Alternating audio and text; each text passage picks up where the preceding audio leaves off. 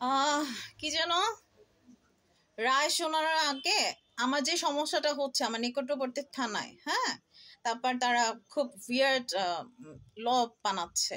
একটা পেপার আমার কাছে চেয়েছে, সেটা আমি দেইনি, এবং সেটা না থাকলেও কাজ করা যায় আইন অনুসারে।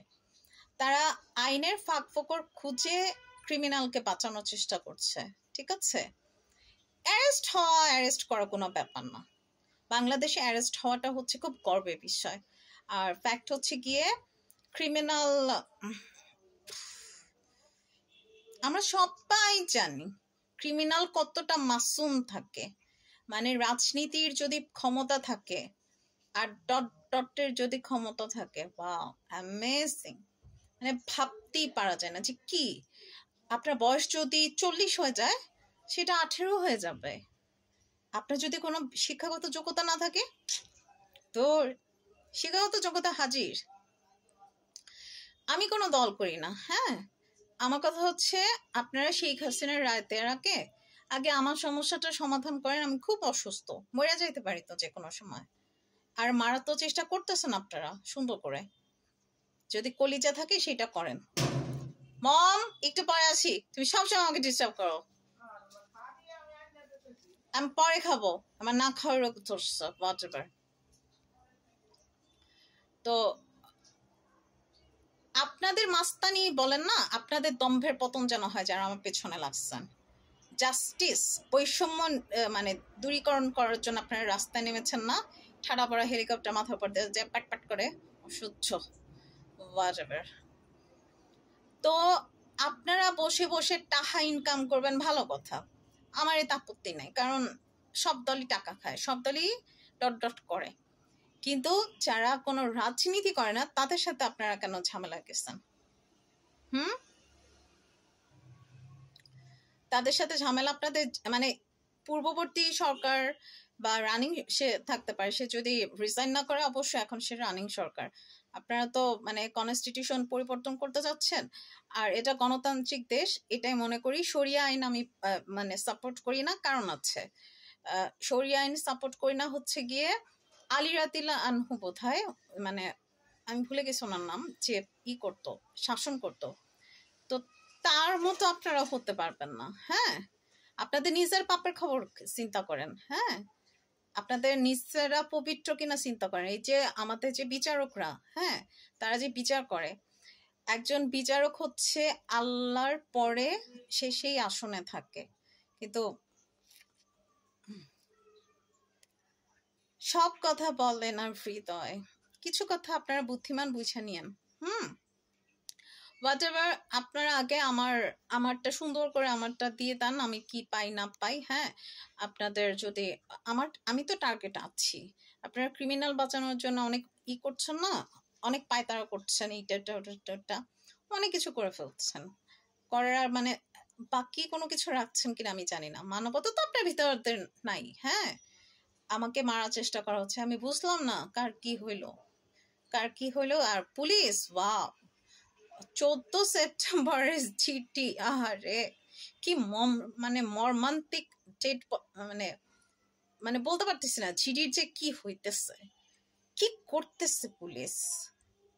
মানে পুলিশ আগেও যেরকম ছিল, মানে পুলিশ সর্ব মনে করে নিজেকে সব সময়, কিন্তু এইসব পুলিশদের যখন মানে কোনো নাই, ডিরেক্ট জব থেকে মানে একদম বরখাস্ত করলেও তো আসলে হয়, একদম আইনের আওতায় আনা উচিত। এবং সবচেয়ে বড় কথা, এদের অর্থ সম্পদের পরিমাণ জানা উচিত। দুর্নীতি দমন কমিশন কি করছে? মেয়েদের ব্যাপারে তো আমি দেখি খুব ইন্টারেস্টেড হয়ে গেছে আজকালকার যুগের দল, হ্যাঁ, মানে ডট ডট পার্টিগুলো, হ্যাঁ, মেয়েদের সম্পর্কে জানায়, কিন্তু মানে অজানা কারণে না ওই মেয়েদের সম্পর্কে বলে যে উনি খারাপ। কিন্তু ওই খারাপ নারীর সাথে কোন মহান পুরুষটা ছিল, সেই মহান পুরুষের নাম প্রকাশ করে না, সেই মহান পুরুষের 14 গোষ্ঠীর নাম প্রকাশ করে না। কিন্তু নারীর এইটা হয়েছে ওইটা হয়েছে, মানে আমি বুঝলাম না, কোনো ডট ডট নারীর ডট ডট পোলা ছাড়া কোনো নারী খারাপ হয় না। এখন আমাকে শাহবাগী বলতে পারেন, আবার আগে বলতো কি জানো, রাজাকারও বলতো, আবার সিসি, মানে যত আছে কারো পক্ষে কথা বলে মানে অপোজিট কথা শুনে আসছি। এখন একটু শান্ত হয়েছে, ইদানিং বুঝতে পারছে যে আমি আসলে কোনো দলের না। আপনারা শেখ হাসিনার কি রায় দিবেন, কি জাজমেন্ট তো অলরেডি ফাইনাল, এটা তো আপনিও জানেন আমিও জানি, রায় আমরা জানি, মানে রায় কি হবে না হবে এটা তো আগে থেকেই ক্লিয়ার হয়ে গেছে। কিন্তু কথা হচ্ছে গিয়ে রায় যেটা খুশি সেটা তার সমস্যা নাই, কিন্তু কথা হচ্ছে আমার সমস্যার সমাধান করেন। আমি 17 সেপ্টেম্বর থেকে একটা ফালতু জিডির জন্য দৌড়াদৌড়ি করতেছি কেন? এখন আইন প্রয়োগকারী সংস্থা কারা? শেখ হাসিনার ব্যাপারে যে আপনারা এত কিছু বলেন, এখন তো শেখ হাসিনা এটা চালাচ্ছে না। কে চালাচ্ছে? কে আছে এই দায়িত্বে? কারা কারা? এটা আমি আসলে বিনীত নিবেদন জানাচ্ছি, এতটা নির্যাতন করবেন না যে বাংলাদেশের উপর মানে কি যে হয়। কারণ অনেক কিছু হচ্ছে, যেমন হচ্ছে তেমন পাচ্ছে। এমন না যে সবাই ওই যে মানে সোশ্যাল লাইফে যে দেখাচ্ছে যে খুব ভালো আছেন, না, সোশ্যাল লাইফে ভালো থাকা দেখালেই ভালো হয় না।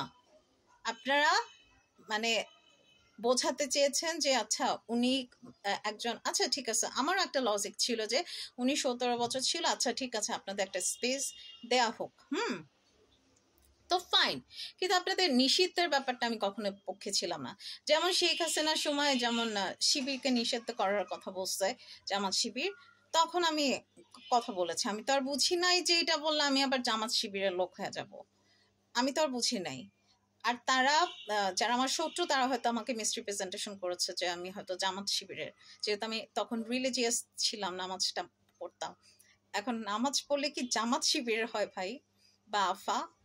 না, আমি জামাত শিবির তালেবান আফগান, হ্যাঁ তালেবানই তো, হিজবুত তাহরির আফগানিস্তান পাকিস্তান কিছু না, ঠিক আছে? আমি আমার, এবং আমি আমার ইচ্ছা মতো চলবো, আমার মনে যেটা চাবে সেটাই করব। আর আমার কবরে না আমার মা যে জন্ম দিয়েছে, সে মাও কিন্তু আমার কবর গিয়ে কোয়েশ্চেন করতে পারবে না যে বলো তোমার রবকে, এই কোয়েশ্চেনটা করতে পারবে না। এই যে এত ফটাং ফটাং করেন, আপনাদেরকে একটা হোমওয়ার্ক আমি দেই, সাইদুল ইস্তেগফার মুখস্থ করেন।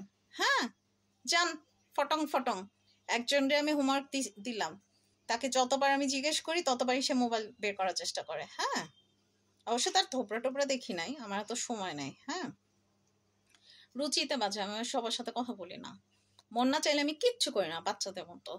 এখন কথা হচ্ছে শেখ হাসিনার রায় আপনারা দেওয়ার আগে সবার আগে আমার ব্যাপারটা একটু সমাধান করেন। আমি খুব বিপদ আসছি, আমার বিপদ মুক্ত করেন। আপনারা না খুব ভালো মানুষ, ভালো মানুষ। আর হ্যাঁ, ওই যে শিবির জামাত শিবির যারা যারা আছে, মানে মানে রিলিজিয়াস, হ্যাঁ, হিজাবি কুইন, তারপর হাফেজ যারা, সবাই আপনারা পুরুষরা 4টা বউ গ্রহণ করবেন এবং স্ত্রীরা 3টা সতীন। হ্যাঁ, কারণ আমি জানি আপনারা হিংসুটে না, বদমাইশ না, আমার মতো বেহায়া বেলাহাজ বেশরম খারাপ না, আপনারা খুবই ভালো মনের উদার মনের খুবই ভালো মানুষ, মহান, এত মহান এবং ধার্মিক যে আরো 3 বোনকে সহযোগিতা করবেন যাতে সে স্বামীর আন্ডারে থাকতে পারে। একসাথে থাকেন, এত খাওয়ার দরকার নেই একা একা। আর যারা পুরুষ আছেন তারা আরো 3 জনকে বিয়ে করে তাকে মানে আশ্রয় দিন, আমি বাদে। আমার দরকার নাই। আমি আমার আমাকে দেখাশোনা করবো হচ্ছে আমার পিতা, পিতা না হলে হচ্ছে সমাজ, সমাজ না হলে দেশ, দেশ না হলে অন্য কোনো ধর্মীয় রাষ্ট্র। যেহেতু এখন আমি সোকল্ড মুসলিম, হ্যাঁ, আমি ওই থানায় ফানায় করি না।